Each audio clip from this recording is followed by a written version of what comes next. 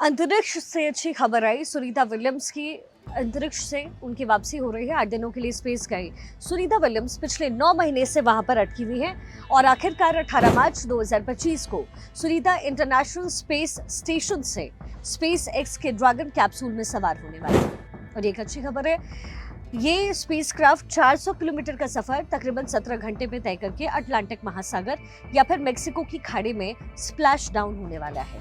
हालांकि धरती पर एंट्री के समय में ड्रैगन कैप्सूल का एंगल सटीक होना जरूरी है। तो सुनीता विलियम्स जब वापसी कर रही हैं धरती पर, तो क्या कुछ कड़ी चुनौतियां हैं जो स्पेसक्राफ्ट के लिए रहने वाली है, क्योंकि इसमें स्पेसक्राफ्ट का एंगल बदला तो मुसीबत होगी। और जो 6 पैराशूट्स हैं, अगर वो टाइम पर नहीं खुलते हैं तो फिर दिक्कत हो सकती है। आज इस वीडियो में हम आपको एक एक करके सारी बातें बताने वाले हैं। सबसे पहले तो ये जो पूरा स्पेसक्राफ्ट है वो 400 किलोमीटर का सफर तकरीबन 17 घंटे में तय करेगा। अटलांटिक महासागर या फिर मेक्सिको की जो खाड़ी है उसमें ये स्प्लैश डाउन होगा, यानी नीचे आएगा। हालांकि धरती पर एंट्री के समय ड्रैगन कैप्सूल के लिए सही तरीके से काम करना जरूरी है। आज की स्टोरी में अंतरिक्ष से सुनीता की वापसी का प्लान क्या है और इससे जुड़े जो खतरे हैं वो कौन कौन से हो सकते हैं, वो डिटेल में बताते हैं। लॉन्चिंग के 28 घंटे बाद ISS में पार्क हुआ ड्रैगन कैप्सूल। सबसे पहले यहाँ से इसकी शुरुआत करते हैं। अमेरिका के फ्लोरिडा के कैनेडी स्पेस सेंटर के लॉन्च कॉम्प्लेक्स 39A से 14 मार्च की शाम 7:03 पर स्पेस एक्स का रॉकेट फॉल्कन 9 लॉन्च हुआ और इससे जुड़े हुए जो ड्रैगन कैप्सूल्स थे उसमें क्रू 10 के 4 एस्ट्रोनॉट सवार होते हैं। तकरीबन 28 घंटे के सफर के बाद dragon capsule international space station यानी ISS में डॉक होता है। अब क्रू 10 के एस्ट्रोनॉट अंतरिक्ष में रुकेंगे और क्रू 9 के एस्ट्रोनॉट सुनीता विलियम्स और 3 अन्य साथी जो हैं वो धरती पर वापस लौटने वाले हैं। ISS में स्पेसक्राफ्ट की पार्किंग के लिए अभी 2 ही स्पॉट वहां पर है। एक स्पॉट पर हमेशा एक जो ड्रैगन स्पेसक्राफ्ट है वो खड़ा होता है, ताकि स्पेस स्टेशन में आग लगने जैसी जो किसी भी इमरजेंसी है उसमें एस्ट्रोनॉट उस पर सवार हो, और वो एक लाइट बोट की तरह होता है। दूसरे स्पॉट पर स्पेसक्राफ्ट आते जाते रहते हैं और यहीं पर स्पेस एक्स का ड्रैगन स्पेसक्राफ्ट कैप्सूल क्रू 10 को लेकर के पहुंचा है। ISS में मौजूद जो क्रू 9 है उसकी जगह पर क्रू 10 वहां आने वाला है। क्रू 9 में अभी निक हैं जो कि नासा एस्ट्रोनॉट हैं और अमेरिकी आर्मी के कर्नल हैं। दूसरे मेंबर हैं इसके अलेक्सांद्र गुर्बनोव जो कि एस्ट्रोनॉट हैं और रूसी एरोस्पेस इंजीनियर हैं। इसके साथ साथ सुनीता विलियम्स नासा एस्ट्रोनॉट और अमेरिकी नेवी से रिटायर्ड ऑफिसर हैं। वही बुच विल्बर नासा एस्ट्रोनॉट और अमेरिकी नेवी से टेस्ट पायलट हो रहे हैं। अब क्रू 10 जो क्रू 9 की जगह लेगा उसमें कौन कौन है? एनिसी मल्केन नासा एस्ट्रोनॉट और अमेरिकी आर्मी के कर्नल। दूसरा डाकुआ उनिशी जाक्सा एस्ट्रोनॉट और फाइट इंजीनियर भी हैं। तीसरा नाम है किरिल पेस्कोव का और चौथा है निकोल एस का। अच्छा, अब ये जो ड्रैगन कैप्सूल की अनडॉकिंग है वो पूरे 5 स्टेप में पूरी होने वाली है। ड्रैगन कैप्सूल में सुनीता विलियम्स समेत क्रू 9 के चारों एस्ट्रोनॉट सवार हो जाएंगे। इसके बाद इंटरनेशनल स्पेस सेंटर यानी ISS से इसकी अनडॉकिंग शुरू होगी और ये 5 स्टेप में पूरी होगी। सबसे पहला स्टेप है सिक्योरिटी चेक का। अनडॉकिंग से पहले स्पेसक्राफ्ट के अंदर लाइफ सपोर्ट सिस्टम, कम्युनिकेशन और थ्रस्ट सिस्टम की जो वर्किंग है वो चेक होगी। उसके बाद दूसरा स्टेप होगा स्पेसक्राफ्ट का लॉक खोलना। स्पेसक्राफ्ट को ISS से जोड़ने वाले बॉन्ड यानी कि जोड़ को खोल दिया जाता है और ये डॉकिंग के लिए एक स्पेशल सेफ्टी मैकेनिज्म होता है। तीसरा प्रोसेस है थ्रस्टर का इस्तेमाल। डॉकिंग सिस्टम खुलने के बाद थ्रस्टर यानी प्रोपल्शन सिस्टम जो है उससे स्पेसक्राफ्ट को ISS से धीरे धीरे अलग करने की रफ्तार मिलती है। थ्रस्टर की मदद से स्पेसक्राफ्ट की डायरेक्शन और स्पीड कंट्रोल होती है। चौथा स्टेप होता है स्पेसक्राफ्ट की मॉनिटरिंग। अनडॉकिंग के बाद स्पेसक्राफ्ट को मिशन कंट्रोल रूम और अन्य स्पेस एजेंसियां लगातार मॉनिटर और ट्रैक करती है, ताकि किसी इमरजेंसी के दौरान हादसे से आराम से बचा जा सके। और पांचवी और आखिरी प्रक्रिया होगी अनडॉकिंग के बाद धरती की ओर बढ़ना। स्पेसक्राफ्ट को ISS से पूरी तरीके से अलग होने के बाद मिशन का अगला स्टेप शुरू होता है, जिसमें स्पेसक्राफ्ट धरती की ओर बढ़ने लगता है। लेकिन चुनौती अभी भी है। जरा सी चूक होती है तो फिर भारी नुकसान हो सकता है। री एंट्री का जो एंगल है, यानी भारत की तरफ जब स्पेसक्राफ्ट आएगा अनडॉकिंग के बाद, अगर उसका एंगल बिगड़ गया तो फिर वो मुसीबत हो सकती है। ISS से निकलने के बाद सुनीता विलियम्स का स्पेसक्राफ्ट पृथ्वी के वायुमंडल में दाखिल हो जाएगा, जिसे री एंट्री कहा जाता है। अंतरिक्ष में ड्रैगन कैप्सूल 28,000 किलोमीटर प्रति घंटे की न्यूनतम रफ्तार से ट्रैवल करेगा, लेकिन री एंट्री के दौरान इसकी स्पीड कम होने लग जाएगी।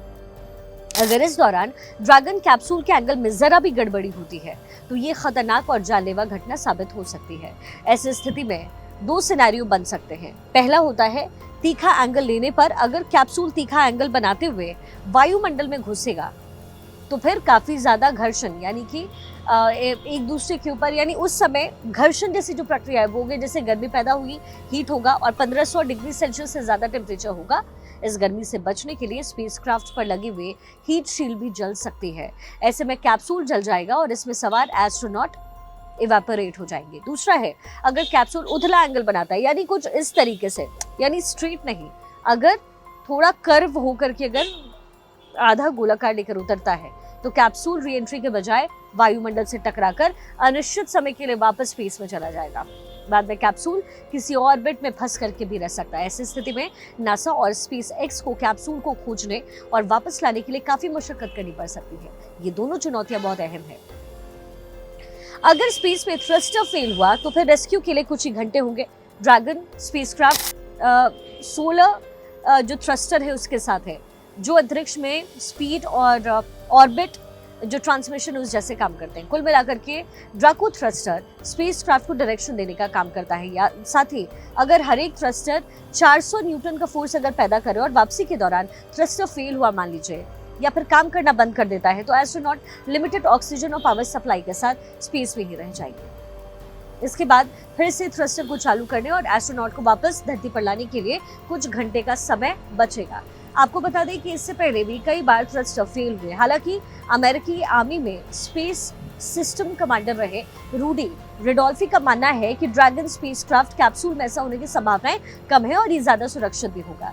इसके साथ ही ये जो दूसरा सबसे इंपॉर्टेंट पॉइंट है वो है सही समय पर पैराशूट का खुल जाना।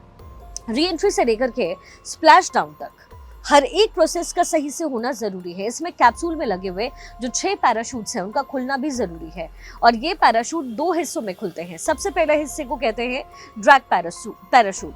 ड्रैगन कैप्सूल की जो एंट्री है उस पे लगे हुए जो 2 ड्रैग पैराशूट्स होते हैं वो खुलते हैं जब कैप्सूल जमीन से तकरीबन 5500 मीटर की ऊंचाई पर 560 किलोमीटर प्रति घंटे की स्पीड से बढ़ रहा होता है। तब ड्रैग पैराशूट खुलते हैं और इसे स्थिर रखते हैं। दूसरा होता है मेन पैराशूट। ड्रैगन कैप्सूल में 4 मेन पैराशूट है जो लैंडिंग से पहले कैप्सूल की स्पीड को कम करते हैं। जमीन से तकरीबन 1800 मीटर की ऊंचाई पर यह पैराशूट खोलेगा और तब कैप्सूल की स्पीड 6 किलोमीटर प्रति घंटे के नजदीक होगी। अगर सही समय पर यह पैराशूट नहीं खोले तो स्प्लैश डाउन के दौरान कैप्सूल तय स्पीड से ज्यादा तेजी से टकराएगा जिससे एस्ट्रोनॉट को खतरा हो सकता है। और अब एक आखिरी सवाल इससे ये जुड़ा हुआ है कि स्पेस एक्स का ड्रैगन कैप्सूल कितना सुरक्षित है। अब तक ड्रैगन कैप्सूल ने लगभग 49 जो मिशन है वो पूरे किए हैं। ये 44 बार स्पेस स्टेशन का सफर कर चुका है और 29वीं फ्लाइट इसकी पूरी हुई। ड्रैगन कैप्सूल को उसके सिक्योरिटी फीचर की वजह से ही बेहद सिक्योर माना जाता है। तो अब ऐसे में इंतजार है सुनीता विलियम्स की वापसी का और ये जो पूरा प्रोसीजर है डॉकिंग अनडॉकिंग का और कैसे स्पेस सेंटर से वापस जो एस्ट्रोनॉट्स है वो आते हैं, ये पूरी उसकी प्रक्रिया है और इंतजार है कि अब सुनीता विलियम्स जल्द से जल्द हमारी धरती पर वापस आ जाए। लेकिन एक और बात आपको बता देते हैं, बड़ा दिलचस्प है। सुनीता विलियम्स जब वापसी करेंगी तो उनको दिक्कतें क्या हो सकती है। दरअसल सुनीता विलियम्स धरती पर चलना भूल चुकी होंगी। सुनीता विलियम्स के लिए जब धरती पर वापसी होगी और जब वो वापस लौटती है तो उनके लिए दिक्कत होगी धरती पर सही तरीके से चल पाना, क्योंकि आप जानते हैं कि वायुमंडल हमारे पास वायुमंडल है लेकिन अंतरिक्ष में नहीं है। ऐसे में वहाँ पर वॉक नहीं कर सकते हवा की कमी की वजह से। ऐसे में यहाँ उनके लिए वो एक चुनौती हो सकती है चीज़ें स्प्लैश करना, क्योंकि वो यूज टू हो जाते हैं, सारी चीज़ें उड़ रही होती हैं। शायद यहाँ पर उनके हाथों में कुछ हो, वो नीचे गिर सकता है। यानी ये जो तमाम प्रॉब्लम्स हैं, जब आप एक लंबे समय कहीं ऐसी जगह रहते हैं जहाँ पर हवा नहीं होती तो इन प्रॉब्लम्स का सामना आपको करना पड़ता है और शायद इसी का सामना सुनीता विलियम्स को भी करना पड़ सकता है।